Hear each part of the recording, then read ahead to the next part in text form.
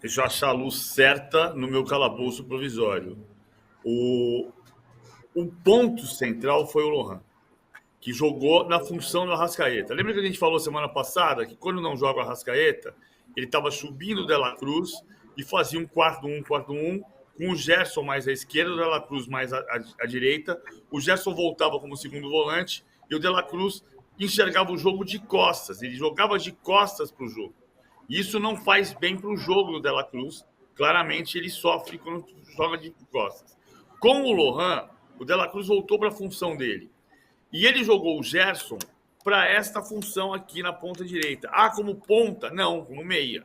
Porque o Gerson vem por dentro, abre o corredor para o Varela e você faz uma linha de 5 com o Lohan, enxergando o jogo como ele gosta, que é a função dele igual a Rascaeta. O Gerson saindo da ponta para dentro, isso incorporou mais o meio de campo.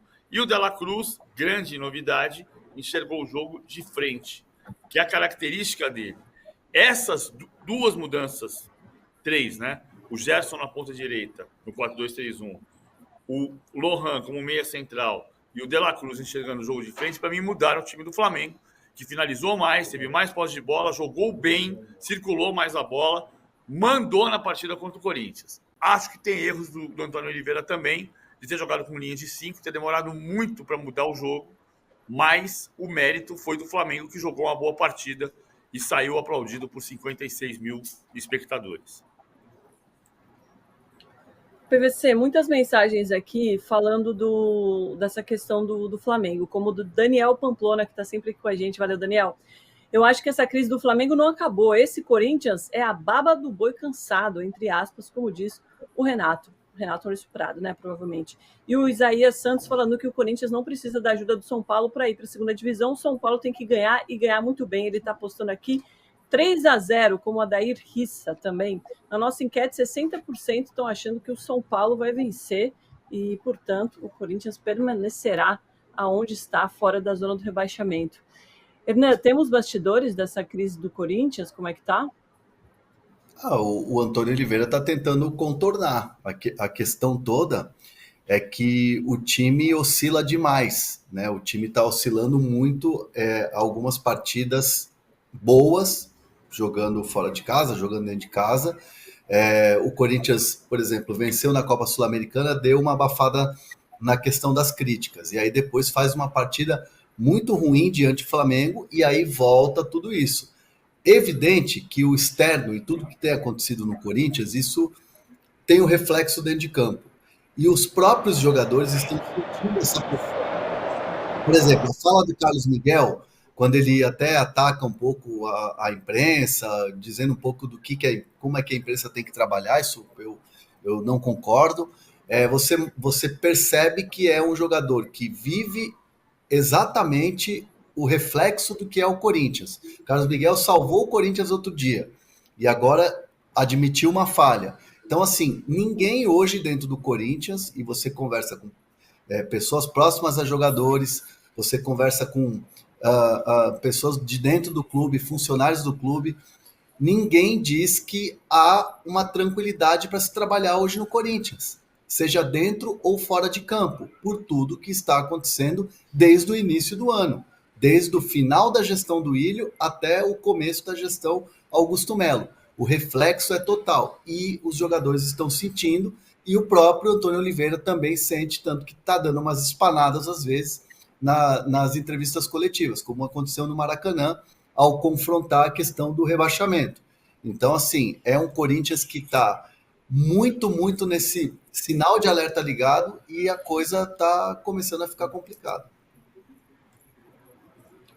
E sobre o Cássio também, que ocupou as manchetes nos últimos dias, né? Vai para o Cruzeiro? Domi, na sexta-feira, à noite, eu recebi uma informação de que o Cruzeiro tinha dado um passo importante para contratar o Cássio, né? As conversas vinham acontecendo, o Alexandre Matos, o executivo de futebol, é quem está à frente dessa negociação, e que na sexta-feira houve um avanço significativo. O avanço significativo é na questão do acerto entre Cássio e Cruzeiro, que é algo que está acontecendo, o interesse do Cruzeiro no Cássio e aquela coisa de fim de contrato, pré-contrato e tudo mais. Só que existe o outro lado, né, que é o lado do Corinthians. O Corinthians tem total interesse em renovar com o Cássio, mesmo sabendo que hoje ele é reserva. O Augusto Melo quer renovar o contrato do Cássio. A proposta que foi apresentada ao Cássio é uma proposta que não agrada. E não é a questão de termos de dinheiro, o Cássio não olha dinheiro. É a questão da segurança que ele hoje não tem em estar no Corinthians. A questão das críticas, da questão da família, de viver novos ares e principalmente de uma imagem do Cássio estar arranhada ou ela se arranhar com o momento que o Corinthians está vivendo.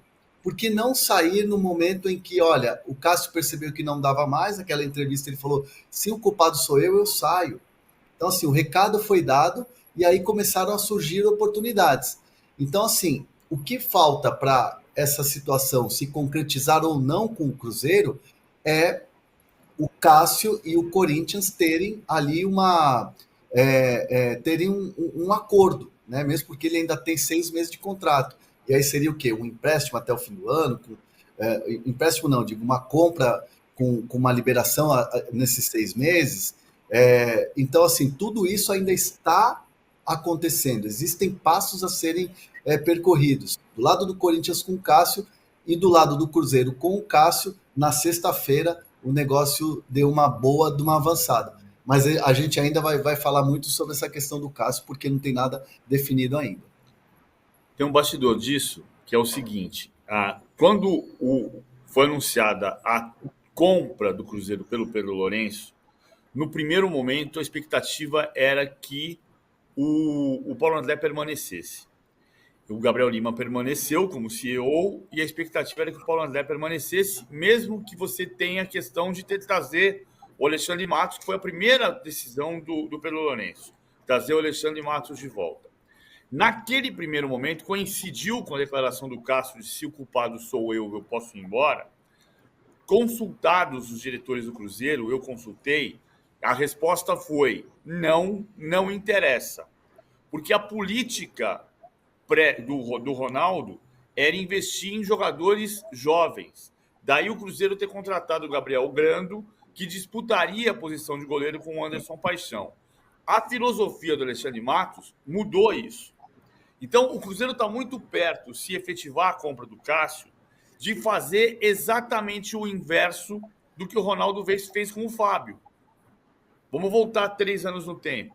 O Fábio era um goleiro ídolo do Cruzeiro, que recebia um salário alto para o padrão novo do Cruzeiro, que tinha era visto como símbolo da crise, mais ou menos como o Cássio no Corinthians hoje, ou seja, o Fábio era um jogador de um período muito vencedor, que ficou na transição para o período de derrotas, e muita gente olhava para o Fábio como responsável por não conseguir segurar o time nas costas.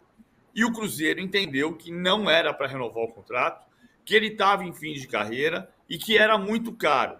Por isso liberou o Fábio e o Fábio foi ser ídolo do Fluminense, campeão da Libertadores. O Cruzeiro não queria fazer a mesma coisa com o Cássio. O Cruzeiro do Paulo André e do Ronaldo não contrataria o Cássio por ser um goleiro de idade alta, de salário alto e que contrastava com a política. O Alexandre Matos é muito a presença. Não, voltou. Voltou.